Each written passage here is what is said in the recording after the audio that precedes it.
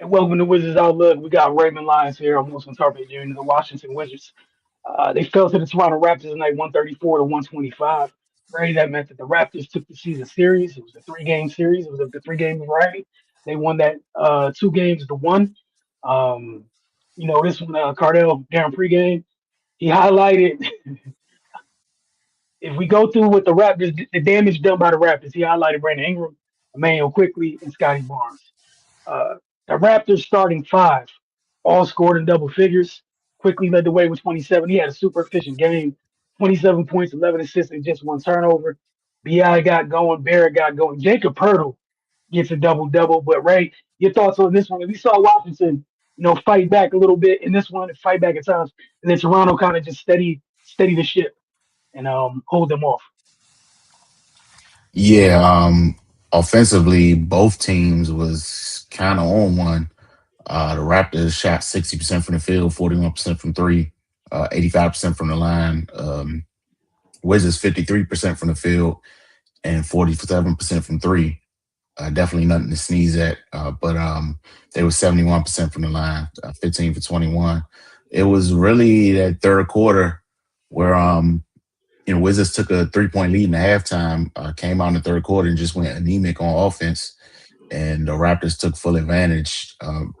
They dominated inside. They had 22 points in the paint in the third, and while the Wizards were unable to get anything going, the Raptors were getting easy baskets, and that just kind of allowed them to take control of the game. We always talk about their length and versatility when dealing with them, and that really showed tonight.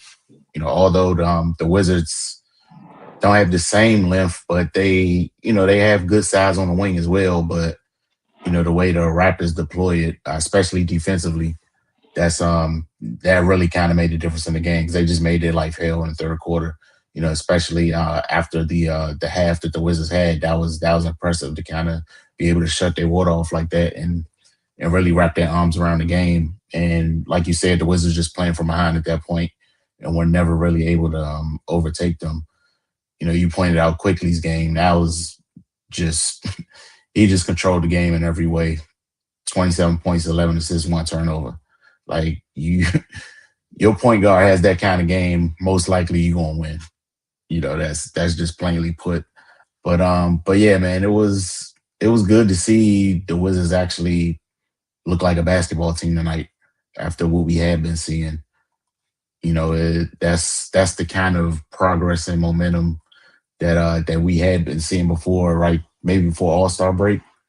But since they've been back, it's just been kind of whatever. So it was good to just see them look competent again. So that's always a good thing. But definitely wish they could have came away with the win. But overall, not too bad. It was really just that third quarter that did them in. Yeah, and with them, we've been talking all year. Games like this, it usually doesn't take you long. Look at the box score, look at the margins, and there's a couple of areas that usually always give us a great barometer of what happened to the Wizards on any given night. That the all telling fast break points. You talked about Toronto's defense, 18-5 in this one. That's one way to open a lead and sustain a lead. The other thing was the turnovers. Like Washington only turned it over 14 times. Toronto turned it over 10. The issue is Toronto conceded just 9 points off 10 turnovers, which is kind of absurd. It's almost like you didn't do it at that point. Hmm. Um, Washington gave up 20 off their 14 turnovers. While it's not 29 or 30, anything like that, in a game this close, that's enough. Like you said, what they did, the Raptors came out halftime and did what they do in terms of slowing folks down. That was more than enough. And yeah, quickly a hell of a night. Double double, one turnover. What more can you ask? You talk about both teams got to being on one offensively. I think that's the thing. We know what the Raptors are defensively. They come out and they shoot 60%. You're putting yourself. That's a tough hill to climb. Like that's a tough hole to climb out of because at some point their defense is going to kick in. At Hmm. some point. So despite you shooting 53%, which is that's a very good night, as you said. 68-34 from three. You shot 47% from deep. However, your defense did enough. Got you in fast break points. got you the points they scored off the turnovers. You were tied on the glass. You even had more offensive rebounds than them.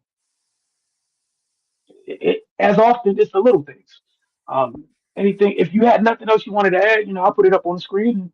I think we know who it is, but I'm anxious to see your response. Yeah, definitely Emmanuel quickly. He just controlled the game, was efficient, and didn't make mistakes. That's if you ask the coach what they want their point guard to do, they're going to say those three things. I mean, the argument for me, like saying he had a clean floor game is almost an understatement. Like he literally had one blemish on the entire night. 10 of 15 from the field. The three ball wasn't really falling, so he stopped taking it. Got to the line 5 times. Yeah, and again, you talk about him controlling the game. The starters all had double figures. He more than enough. Did his job tonight. It was a really efficient night as they shot 60%. You barely turned the ball over. That's a quality win for Toronto. Xfactor this evening. I went Jakob Pertl. He had a solid game as well. 18 points, 10 rebounds. Did miss a shot from the floor and was 4 for 5 from the free throw line. Also had 3 steals and a block. That's just making impact in every way. He did foul out, but uh, that's an effort foul out. I'll take that any day. So yeah, I'll give him the nod tonight. I'm right with you because what's the thing we're always talking about that the Raptors need or they're lacking? It's from that position. I mean, it's not a knock on him, but just saying that for the most part, death taxes, and it's going to be 4 of the 5 people in the lineup are extremely versatile basketball players, ranging somewhere between 6'6" and 6'9". Correct? Like that's a Raptors given. That's just what they do. To the point where like Emmanuel quickly's out there. But for Pirtle, like that's a hell of a game. Perfect from the field. He missed a free throw. Gave you a double double, like you said, fouled out. He did his job, man. So yeah, I'm right with you. Any night that they get great production from their five, I'm sure is a big win for Toronto. As they move to 35 and 25 on the year. Washington falls to 16 and 43. And next up, got a day in between games. They host Houston on Monday evening. So we'll check in with you guys then on Monday for a pregame and outlook. Y'all have a good evening.